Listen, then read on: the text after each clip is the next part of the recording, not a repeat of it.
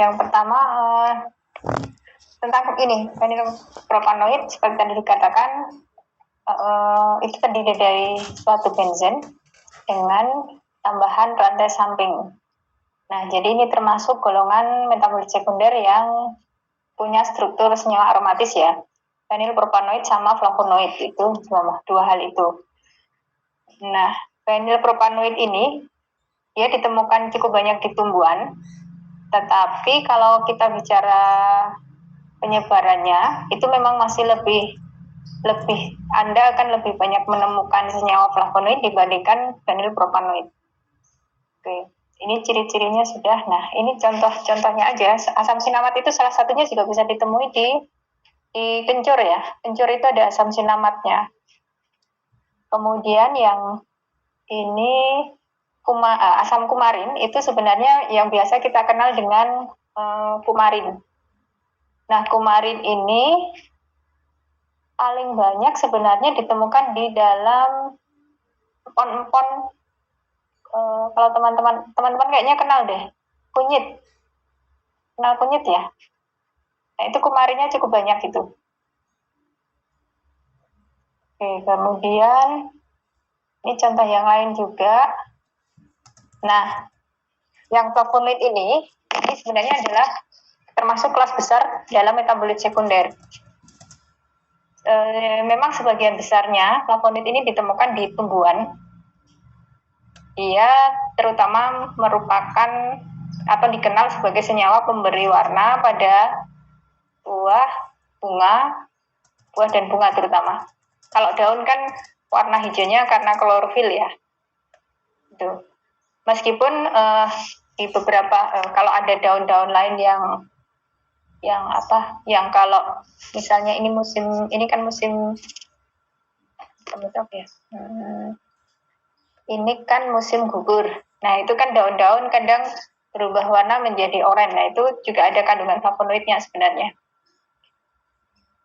Ciri flavonoid itu salah satunya dia sebagai pemberi warna dan biasanya ditemukan tidak berupa senyawa tunggal, tapi dia berupa glikosida. Masih ingat ya pembahasan kita minggu yang lalu? Glikosida itu kan kalau suatu senyawa itu berikatan dengan gula. Jadi flavonoid ini seringnya ditemukan dia berikatan dengan gula. Sehingga kita perlu melakukan hidrolisis untuk memutus ikatan glikosidanya untuk mendapatkan flavonoid yang murni. Nah, kemudian ini penggolongan flavonoid ini sebenarnya ada beberapa macam. Teman-teman yang di kelompok 2, kalau tadi mengatakan sumbernya dari buku bahan alam yang dari Pakuan itu, di situ juga ada penggolongan yang lain ya. Risma dan kawan-kawan.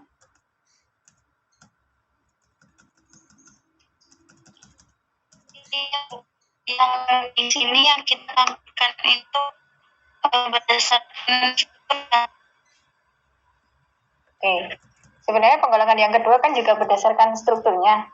Sama sih, maksudnya ini struktur dasarnya memang seperti ini. Ikatan flavonoid itu bisa 1,3, 1,2 atau 1,1 gitu. Kalau menurut struktur ini kan gitu. Nah, tapi ini struktur dasarnya ya, struktur dasarnya. Kemudian ada lagi penggolongan yang tadi yang yang ini.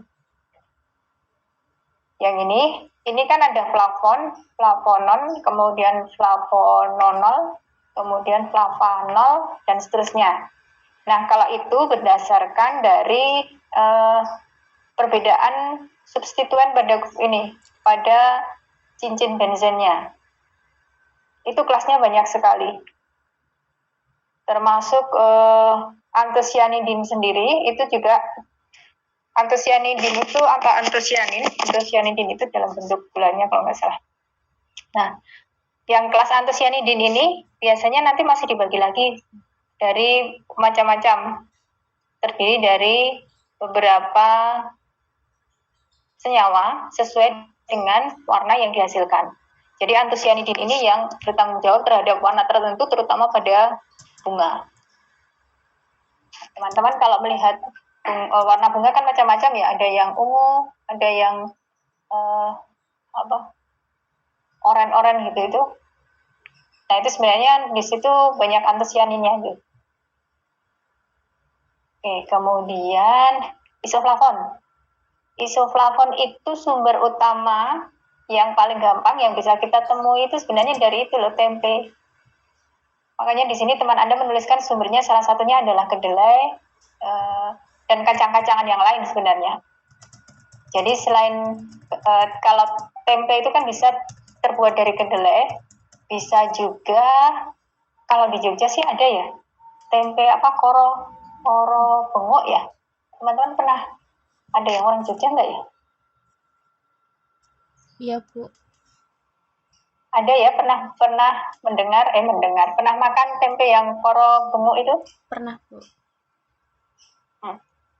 Jadi selain tempe yang biasa kita makan yang dari kedelai, itu yang tempe yang dari koro itu juga ada isoflavonnya. Jadi dulu teman saya itu pernah riset membandingkan kadar isoflavon dari berbagai macam tempe. Dan ternyata koro bengok itu termasuk cukup tinggi isoflavonnya. Tapi memang belum diketahui apakah itu berasal dari, maksudnya perbedaan bahan dasarnya ya. Kan ada kedelai, ada koro bengok. Apakah juga ada pengaruh fermentasi juga? Kalau tempe kan berarti dia mengalami fermentasi kan menggunakan jamur ya, rhizopus ya biasanya, atau aspergillus. Yang biasanya digunakan untuk ragi tempe itu kan sebenarnya isinya itu. Oke, kemudian ya ini neoflavonoid termasuk kacang polong-polongan. Kalau kacang polong-polongan itu masuknya adalah neoflavonoid.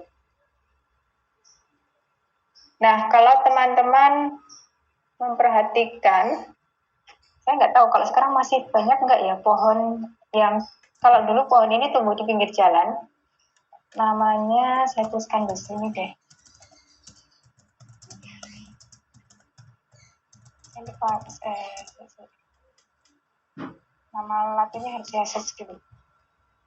Lupa nama ini ya.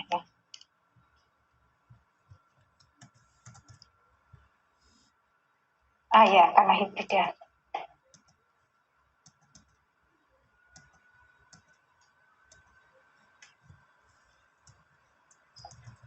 Pernah melihat nggak ya? Saya coba share ya. Ini yang bunganya seperti ini, apakah masih ditemukan saat ini ya? Nama daerahnya sih nama tanamannya adalah ganyong. Kalau dulu tanaman ini biasanya ditanam di taman-taman di pinggir jalan, tapi kalau sekarang saya sudah jarang menemui.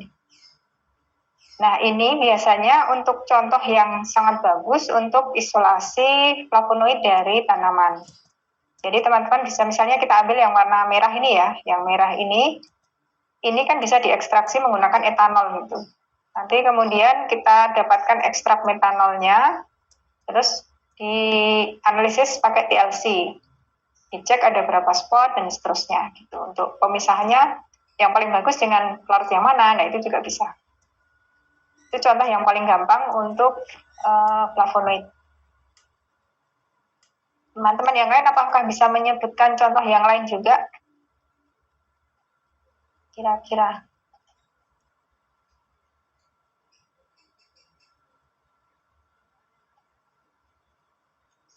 Halo, kok sepi ya?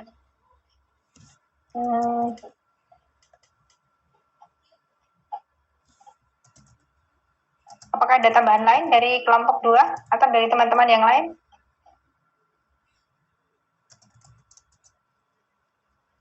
Bu, kalau bunga turi itu termasuk juga nggak, Bu? Bunga turi itu putih ya? Iya, Bu. Yang sering dibuat pecel ya? Kurang tahu, Bu. Biasanya memang flavonoid itu biasanya ada di bunga-bungaan. Kalau nggak di buah, bunga, satu lagi apa? Buah, bunga.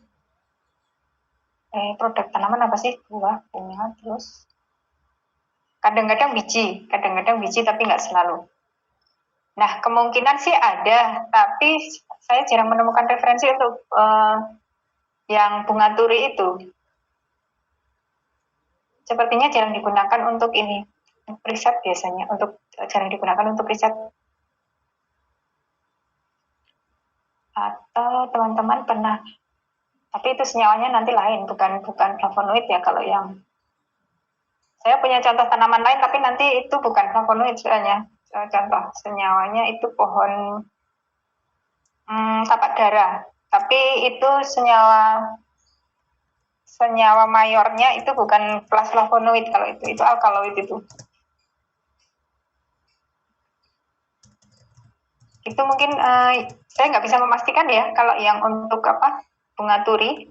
Kemungkinan ada, cuma saya belum membaca artikel ilmiahnya yang secara detail yang mengatakan tentang berapa persen kadar flavonoidnya dan seterusnya. Terus yang pertanyaan siapa tadi? Ais ya. Jamur itu kemungkinan kalau dalam bayangan saya kemungkinan bukan jamur yang bukan mikro ya, tapi yang makro kalau ini kayaknya Ais. Kalau golongan fenilpropanoid ini. Jadi, tapi jenis jamurnya apa memang nggak jelas. Saya berusaha mencari juga tapi belum ketemu. Tapi bayangan saya sepertinya jamur-jamur yang punya badan buah ya. Jadi bukan jamur yang mikro, bukan. Mungkin gitu, Ais, apakah kalau belum puas nanti sambil mencari. Oh iya Bu, nggak siap. Udah.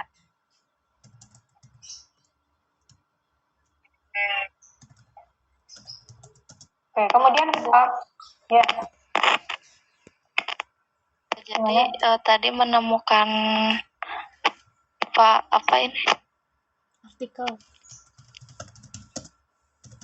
Ini ada jamur endofit. Endofit telah diisolasi dari vitro yang menghasilkan berupa alkaloid, terpenoid, quinon, turunan isokumarin, fenilpropanoid, fenolik, dan senyawa alifatik. Oke, itu disebutnya jamur endofit ya, bukan fungi endofit. Sama sih jamur endofit, Bu. Oke, itu dari tanaman apa, Risma? Dari tanaman pandan wangi. Oke. Teman-teman sudah pernah mendengar tentang jamur endofit belum? Atau fungi endofit deh? Sepertinya lebih familiar dengan fungi endofit. Kalau itu termasuk mikro ya, karena begini, jadi jamur endofit itu kan dari tanaman pandan wanginya? Akar, batang, atau daun? Dituliskan nggak?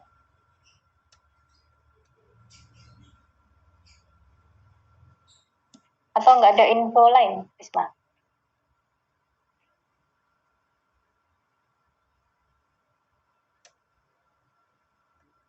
Halo, Risma menghilang ya?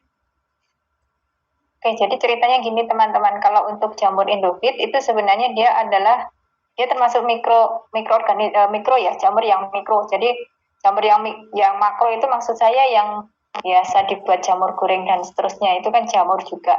Nah, jamur yang mikro itu yang biasa kita temui di laboratorium sih, karena memang sebenarnya dia termasuk eukariotik, tetepan sebagai organisme eukariotik, tapi untuk treatment dan lain-lainnya dia kan butuh perlakuan yang mirip-mirip dengan mikroorganisme yang lain. Oke, nah jamur endofit ini biasanya ditemukan dia semacam, bukan parasit sih sebenarnya, tapi dia hidup di dalam tumbuhan tertentu gitu. Bisa jadi dia ada beberapa riset yang menemukan jamur ini di batang atau di akar. Jadi cara mengambilnya, cara isolasinya gimana? Ya akar atau batang dari tanaman itu diambil, kemudian paling nggak bikin potongannya lah, potongan kecil-kecil gitu, kemudian nanti di swab ya, di swab itu apa?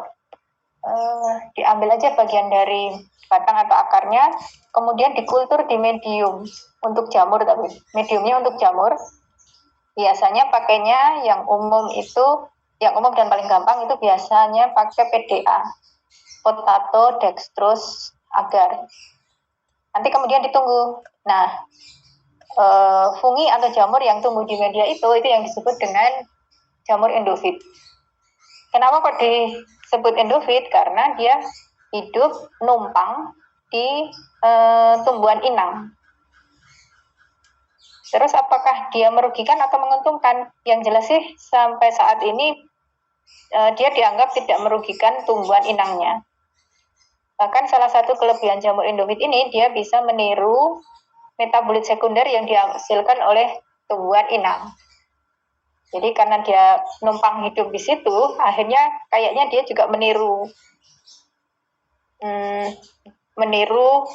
beberapa sistem metabolisme yang dimiliki tumbuhan itu. Jadi masuk akal kalau dia akhirnya meniru mensintesis senyawa yang dihasilkan oleh tumbuhan inangnya. Gitu. Jadi itu kira-kira penjelasan untuk jamur endofit itu. Berarti tadi jamurnya bisa yang makro, bisa yang mikro ya, Risma ya. Karena kalau yang endofit ini termasuk yang mikro. Mungkin itu Ais, ada tambahan info dari Risma tadi berarti jamur endofit. Iya, Bu. Ya. Ya, terima kasih, Bu. Oke. Ada yang lain lagi teman-teman?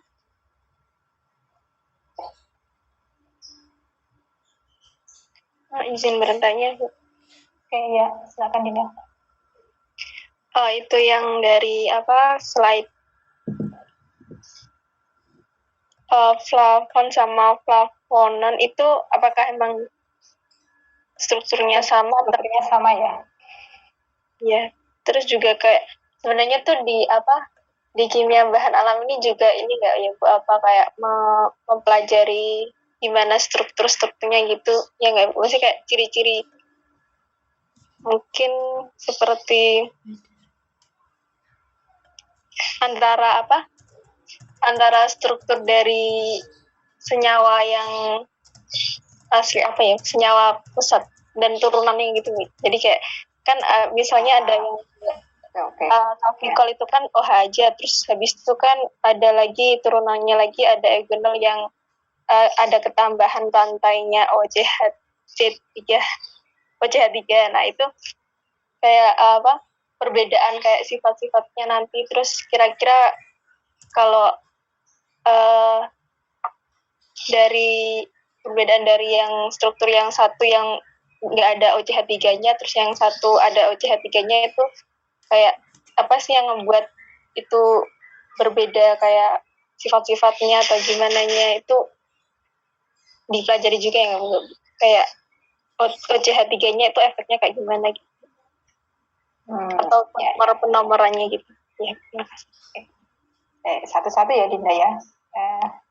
Kelompok 2 saya jawab aja ya, karena ini kayaknya saya yang harus jawab deh kalau ini. Yang pertama struktur ya. Ya, strukturnya itu saya carikan. Oke, jadi ini seperti yang tadi saya sampaikan tadi. Flavonoid itu bisa dibagi lagi menjadi kelas yang lebih banyak gitu ya. Sebentar, saya punya bukunya tapi ketelingsut. Oke, kerangka dasarnya seperti apa? Kerangka dasarnya yang tadi disebutkan teman Anda yang ada 3 macam itu. Jadi struktur umumnya itu C6, C3, C6. Tadi sudah disebutkan di slide ya. Yang slide nomor 8. Slide nomor 8. Itu kan C6, C3 kemudian C6. Nah, C3-nya itu C6 yang satu dengan C6 yang lain itu dihubungkan oleh C3. Nah, cara mereka saling berikatan itu bisa melalui ikatan 1-3, 1-2, atau 1-1. Ini saya baca sesuai dengan saya share aja ya. Sesuai dengan yang tadi disampaikan teman Anda. Bentar. Ini sudah muncul ya.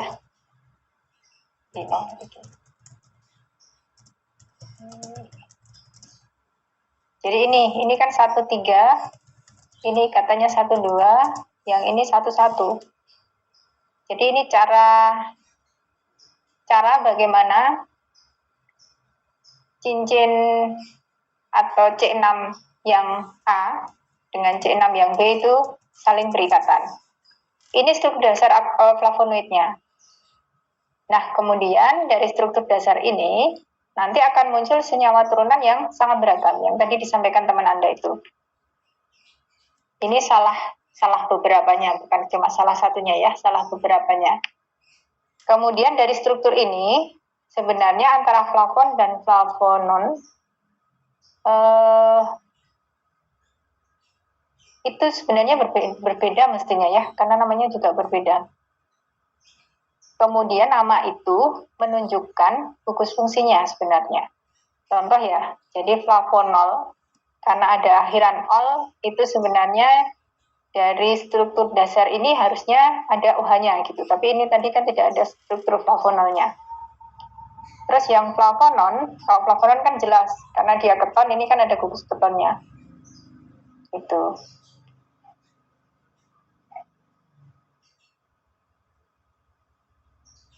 Saya punya buku yang nanti kalau ada yang kalau saya nemu bukunya saya share di WA group karena buku saya lagi ketelingsut. Kayaknya di bukunya Harpun deh saya pernah nemu itu. Oke. Itu terus tadi pertanyaannya apa lagi ya? Pengaruh gugus fungsi. Oke.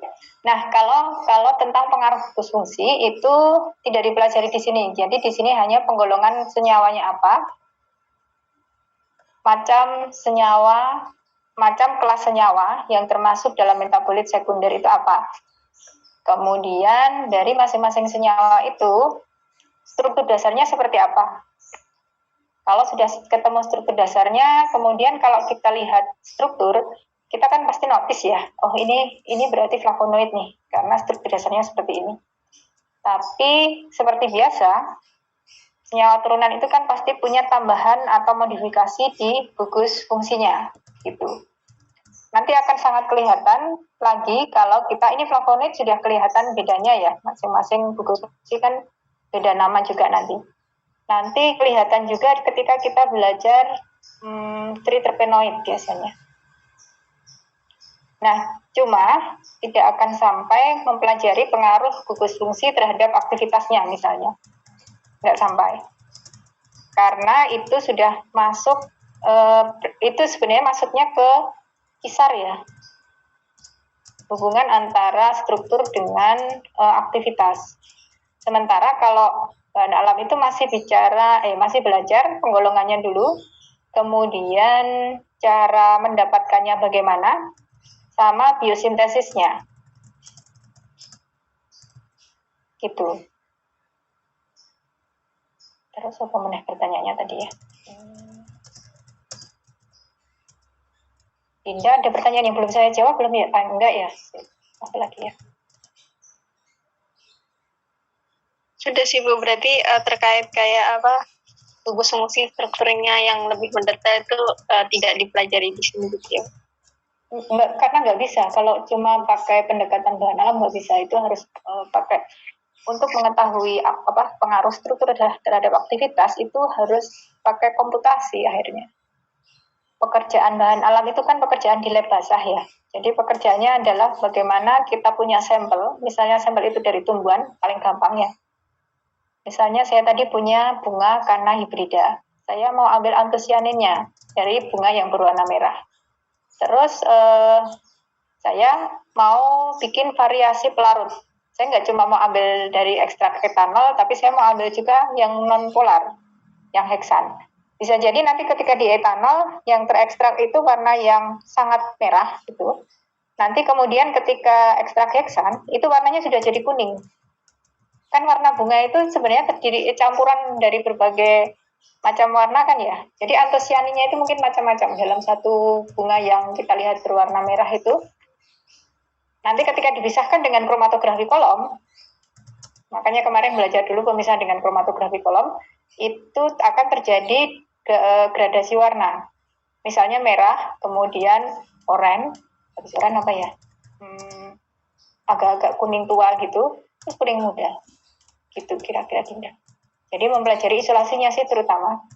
Nanti setelah dapat senyawanya, kemudian analisis struktur, tapi itu juga susah sekali karena bahan alam itu biasanya tidak terdapat sebagai senyawa tunggal atau mendapatkan senyawa murni kalau bahan alam itu susah sekali. Beda dengan kalau kita sintesis. Kalau kita sintesis itu tahu kan bahan dasarnya A ditambah B, hasilnya C, produk sampingnya atau ya produk samping lah istilahnya, bukan pengoper ya. Produk sampingnya kemungkinan D gitu. Itu bisa kita prediksi lebih dulu. Tapi di bahan alam itu kesulitannya adalah kita nggak tahu. Oke, kita melakukan studi literatur, tapi jumlah senyawa yang ada di dalam tumbuhan misalnya, itu bisa jadi unpredictable gitu. Dan kalau teman-teman menggunakan TLC, kemarin sudah saya bilang belum ya, spot yang ada di TLC itu misalnya dapat 5 spot itu baru spot minimal yang bisa ditemukan. Maksimalnya berapa? Maksimalnya entahlah, tapi pokoknya 5 itu minimal. Jadi minimal teman-teman dapat 5 senyawa.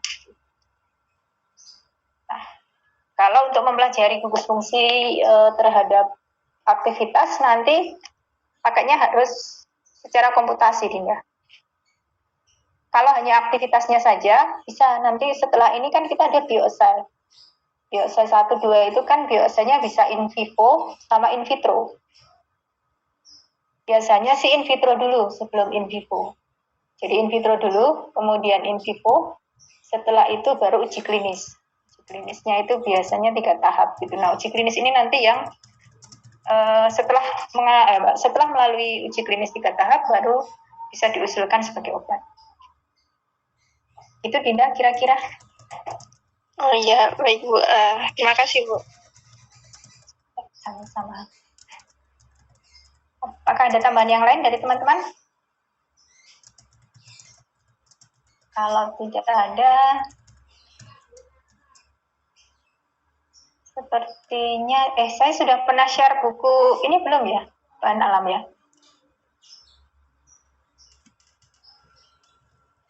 Bukunya Harpun gitu pernah saya share belum? Saya lupa ya. Belum Bu sepertinya. Belum ya? Oke, nanti saya carikan dulu. Kayaknya saya sudah dapat ini sih. Buku itu sebenarnya sudah ditranslate ke bahasa Indonesia. Kalau teman-teman tinggal di Jogja sih mungkin bisa cari ke toko buku. Cuma saya itu sudah keliling kok. Kayaknya sekarang sudah nggak muncul lagi ya. Harus ke penerbitnya mungkin ya. Tapi saya ketika ke ITB pun, itu kan penerbitnya ITB. Ketika saya ke ITB pun, ITB nggak punya stok. Jadi entahlah, sekarang buku-buku bagusnya ITB itu sekarang agak susah dicari. Padahal bukunya lumayan bagus kalau ini. Oke, nanti saya tolong diingatkan ya. Saya carikan dulu untuk referensinya, untuk tambahan bacaan. Kira-kira itu ada tambahan lain kelompok 2? Cukup? Cukup, Bu. Ya. Saya belum tahu minggu depan apakah kalau saya jadi ada tugas keluar, mungkin kuliahnya terpaksa kita pindah ke hari lain gitu atau kita ganti apa. Tapi nanti saya kabari lagi lewat WA Group ya. Kira-kira itu. Terima kasih semuanya. Saya akhiri.